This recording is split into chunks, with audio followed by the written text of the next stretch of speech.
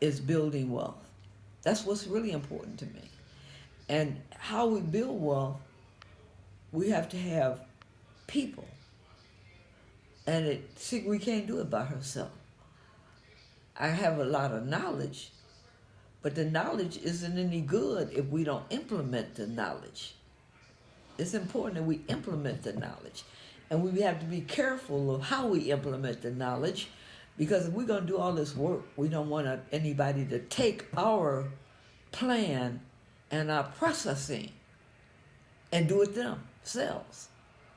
So when we do get people, we have to have them to sign a document that they can't use our document. And because we're going to have other people that got knowledge that we need. Okay?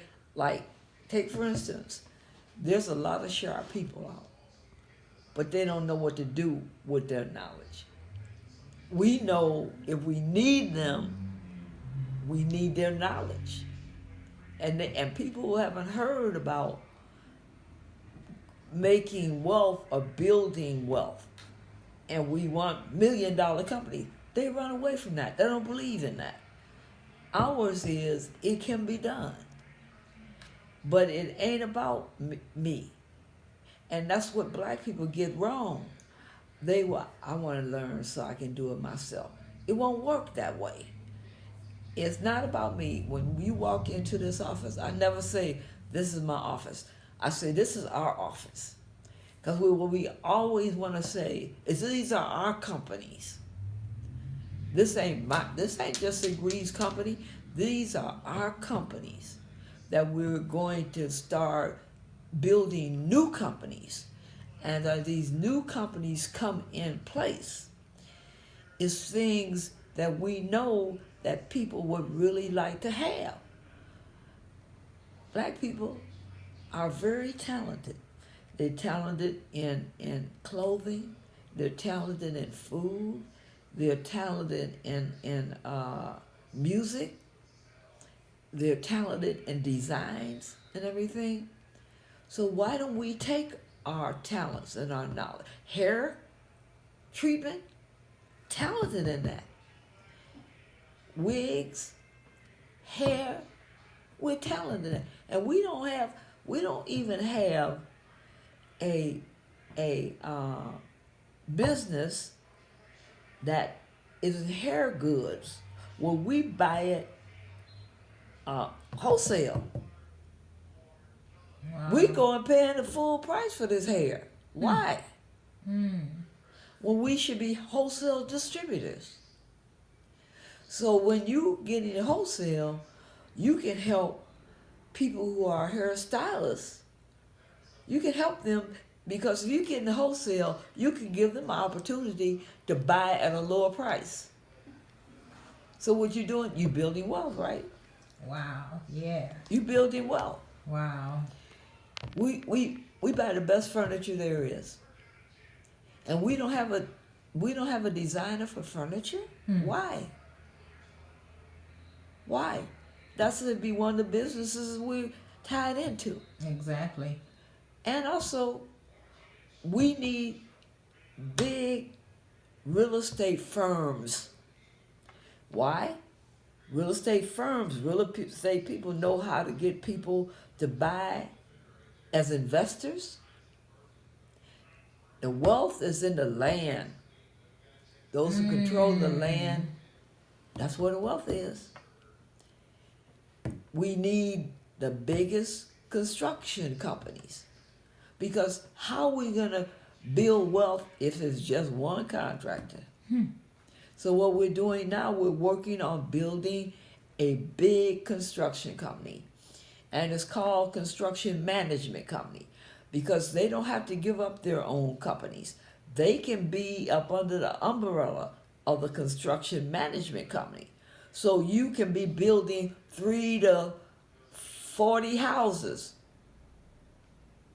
40 houses being built at the same time by the Construction Management Company. So that means we can build neighborhoods, we can build revitalizing inner cities, because we want to be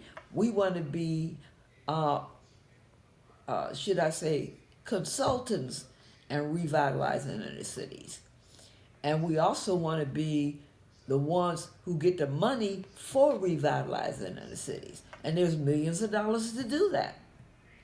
So why aren't we doing it? Is it because we don't understand? Or is it because we too slow to take advantage of this new concept of building wealth? And the churches, why are they can't hardly pay their church bills now? Because churches are on computers. They don't go to church. They sit at home and watch the churches. So what we have to do, they have to flick the switch. Because what we're going to be doing, going in, talking about building wealth and how you build wealth, how you come together and stuff. So when we're educating our people of building wealth, we're also going to tell the churches, reason why you ain't got no members in there, you're not talking the way they want to hear anymore. So you got to change your way of doing your services. Maybe they're not reaching young people, and young people don't go to church because you got to set up another way of meeting them on their ground. You know, some people talk about when they were rapping in church, they don't let them rap. They were rapping bad news. You got to turn them in to rapping good news. Good news. And then they get excited about good news. So we are in a dilemma that we doing all the wrong things. Like, I'm older, but when they start rapping and they start doing praise dancing, I love that. I enjoyed it. I like the spiritual strength that they gave. Even though there were young people doing it, I could see, I enjoyed it. Like, I have some older friends, they don't need that in church. You need it more than ever. We're losing our young people. We losing them to the world, and they be trying to tell us, we like rapping. Yeah, take that nasty out of it and put the positive in it. And it's important. And we're losing our young people, and we're losing our old people.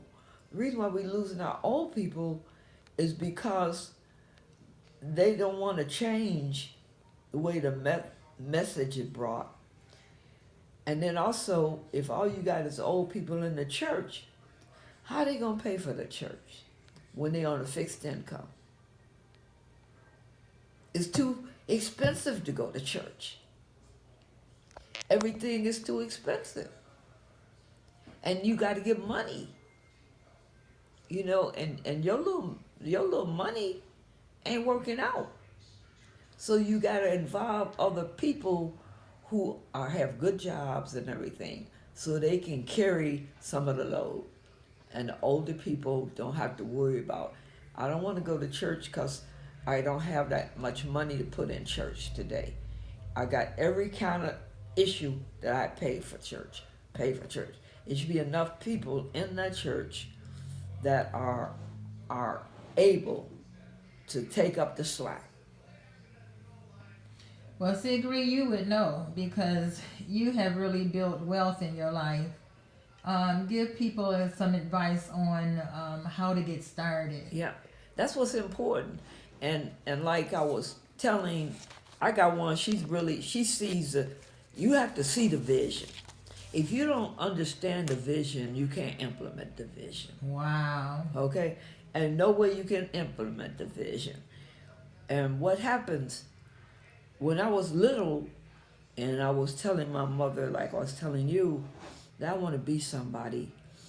And my mother told me the truth about me as a person. You know? Wow. She said, sit down here and let me tell you something. She said, you want to be somebody? I said, yes, Mother, I want to be somebody. But I didn't know what I wanted to be or how I was going to do it. She said, number one is discrimination is heavy in this country.